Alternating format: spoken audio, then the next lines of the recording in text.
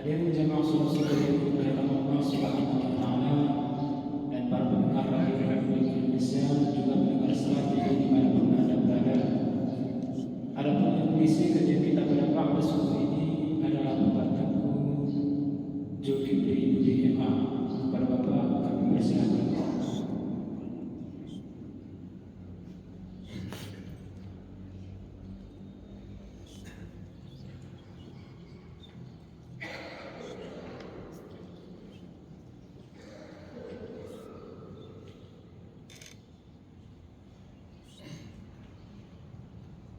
Bismillahirrahmanirrahim.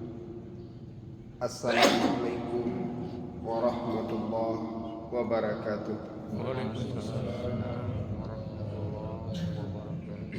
Alhamdulillahi rabbil alamin, alladzi bihi nasta'in wa bihi nastaghfir, nahmaduhu wa na'udzu billahi min syururi anfusina wa min sayyiati a'malina. May yahdihillahu fala mudhillalah wa may yudlil fala hadiyalah. Asyhadu an la ilaha illallah wahdahu la syarikalah wa asyhadu anna Muhammadan abduhu wa rasuluh la nabiyyan wa la rasulan ba'dah. Qala Allah jalla wa ala fi kitabihil karim. A'udzu billahi minasy syaithanir rajim. Bismillahirrahmanirrahim. Wa minhum may yaqulu rabbana atina fid dunya hasanah wa fil akhirati hasanah wa qina adzabannar.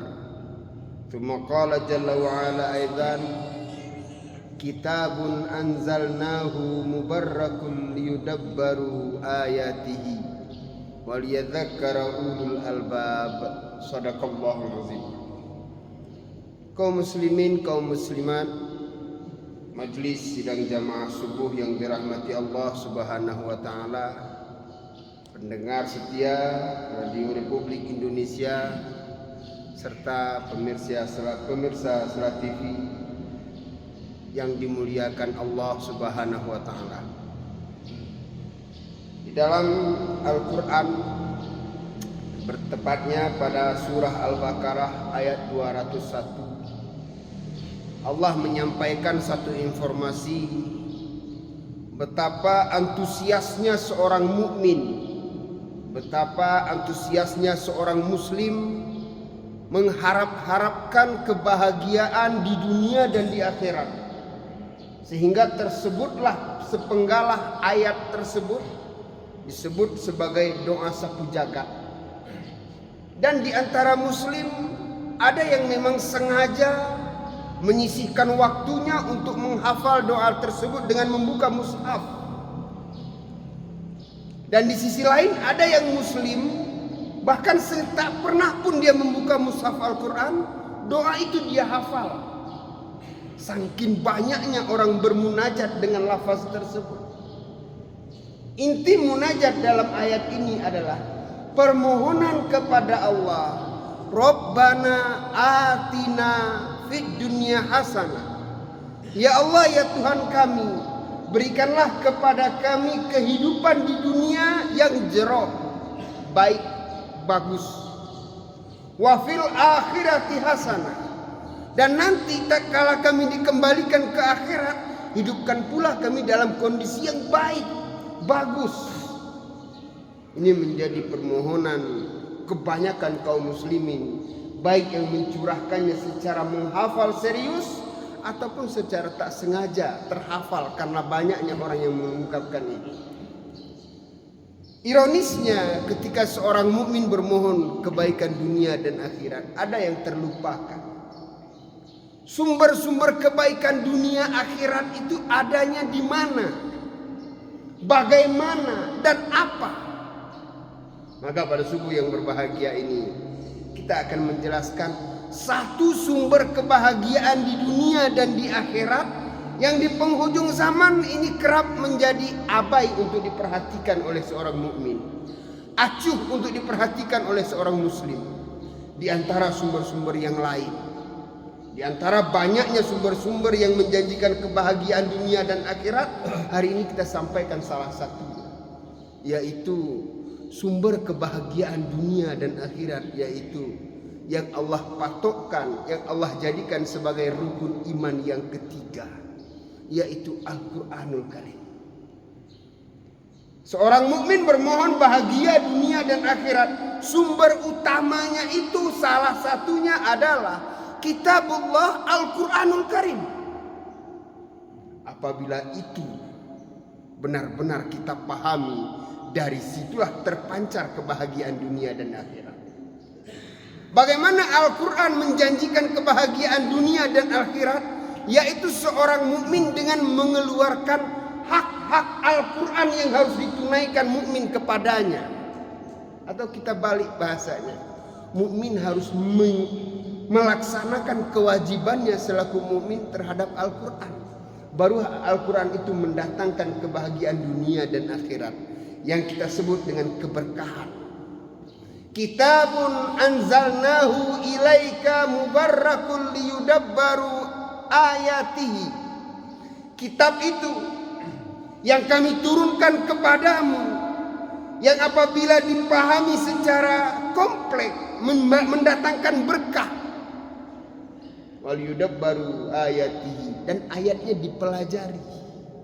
Waliyadzakkara ulul albab, orang-orang yang berakal menjadi peringatan baginya dari kitab Al-Quran itu. Jamaah subuh yang dirahmati Allah, bagaimana Al-Quran mengeluarkan kebahagiaan dunia dan akhirat, kiat bahagia dunia dan akhirat, dengan menunaikan 6 hak Al-Quran yang harus ditunaikan seorang mukmin. Yang pertama kata para ulama ialah mukmin yang ingin mendapatkan kebahagiaan dunia dan akhirat lewat Al-Quran, syarat pertama, yakinilah Al-Quran sampai kepada taraf cinta. Di ayat kedua, masih di ayat kedua surat Al-Baqarah, Allah beri penegasan, tutuplah celah keraguan-raguan terhadap Al-Quran itu.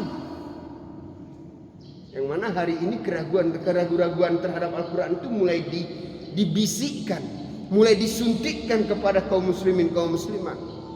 Di antaranya mereka-mereka yang berpaham liberal, ada yang menganggapkan dan menyebarkan bahwa hari ini beberapa ayat dari Al-Quran sudah tidak relevan. Dan itu viral di tengah-tengah akademisi. Salah satu contoh umpama betapa ada tokoh yang mengatakan ayat ar-rijalu qawwamuna 'alan nisa tak lagi relevan untuk zaman ini. Ada lagi yang mengatakan ayat berpoligami fankihu ma tabalakum minan nisa tak lagi relevan hari ini. Mereka buka celah-celah keraguan-raguan, padahal ayat kedua dari Al-Baqarah Allah ingatkan, dzalikal kitabu la raiba fihi hudal lil muttaqin. Harus kita buka, harus kita tutup harus kita tutup keraguan-raguan terhadap Al-Quran. Dalam arti yakin sampai kepada taraf cinta. Yang kedua, agar Quran membias menjadi kebahagiaan dunia dan akhirat, mampu membacanya secara benar. Hari ini fakta atau data bercerita dari seluruh masyarakat Aceh Tengah, mungkin bisa kita petakan berapa persen yang mampu membaca kitab suci Al-Quran itu dengan baik dan benar, dan berapa persen yang mereka membaca masih terbata-bata. Kita punya data, kita punya kenyataan di tengah-tengah kita. Ini yang kedua. Yang ketiga, setelah mampu membaca, memahami Al-Quran, menjadi syarat yang ketiga agar Quran itu benar-benar menjadi kebahagiaan dunia dan akhirat. Kita pahami Al-Quran. Dari 6.600 sekian ayat, kita pahami satu persatu. Setidaknya juz 30 itu kalau seorang mukmin sudah memahaminya, juz 30 itu saja, jauh mukmin itu dari kemaksiatan. Karena umumnya juz 30 berisi tentang kehidupan akhirat, ancaman bagi penghuni neraka, kenikmatan bagi penghuni surga. Sempatkah kita menyisihkan waktu memahamkan diri terhadap ayat Al-Quran? Menjadi syarat yang ketiga. Syarat yang keempat kata para ulama, setelah yakin, bisa baca, kemudian paham, cobalah mengamalkan isi kandungan Al-Quran. Amalkan. Dari ujung rambut sampai ujung kaki kita ini, mana yang kita beraktivitas itu sumber referensinya Al-Quran. Mana yang ketika kita bekerja itu rujukannya Al-Quran. Amalan daripada Al-Quran. Perintah daripada Al-Quran. Baru yang kelima kata para ulama, sudah bisa meyakini, bisa baca, paham pula, sudah diamalkan pula. Mulailah ke tingkat yang lebih tinggi. Ajarkan orang lain. Begitu konsekuensi kata Rasulullah sallallahu alaihi wasallam, "Ballighu anni walau ayat." Sampaikan dariku walaupun satu ayat. Belum lagi dalam riwayat yang lain Rasulullah menyanjung tinggi, "Khairukum man ta'allama Qur'an wa 'allamahu." Sejeroh-jeroh kamu, sebaik-baik kamu kata Nabi, mereka yang belajar Quran, paham dia ajarkan pada orang lain. Kita jangan cerita ruang lingkup yang terlalu luas. Anak istri kita sudah berapa ayat yang mereka paham, yang ayat itu bersumber dari pembelajaran kita.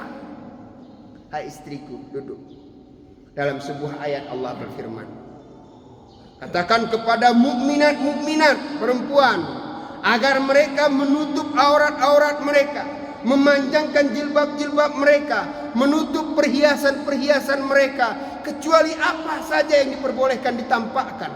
Pernahkah itu keluar dari lisan seorang suami? Panggil anak gadis kita, ini ayat Allah. Ajarkan, dakwahkan, sampaikan. Kaum muslimin sedang jamaah subuh yang dirahmati Allah, 5 kiat agar Quran itu menjadi kebaikan dunia dan akhirat. Yang terakhir kata para ulama, agar benar-benar bahagia dunia dan akhirat lewat Al-Quran, melalui Al-Quran. Setelah mengajarkannya adalah mendakwahkannya. Sudah sampai, sudah kita ajarkan, dakwahkan ke orang banyak. Jangan ragu-ragu menyampaikan konsep Al-Quran. Jangan ragu-ragu menawarkan ini teori Al-Quran. Hari ini justru teori Al-Quran kadang-kadang tergeserkan dengan teori-teori para pakar. Kaum muslimin, kaum muslimat sidang jamaah subuh yang dirahmati Allah Subhanahu wa taala. Inilah 6 hak dari seorang mukmin yang harus ditunaikan kepada Al-Qur'an kalau benar-benar mencita-citakan kebahagiaan dunia dan akhirat. Sebagaimana yang sering kita munajatkan, wa minhum may yaqulu rabbana atina fid dunya hasanah wa fil akhirati hasanah wa qina adzabannar. Silahkan kita mengintrospeksi diri kita, bagaimana kita bersikap kepada Al-Quran. Jawaban ada pada diri kita masing-masing. Wallahu a'lam bishawab. Aqulu qawli hadza astaghfirullah li wa lakum billahi sabilil haq fastabiqul khairat. Wassalamualaikum warahmatullahi wabarakatuh. Waalaikumsalam.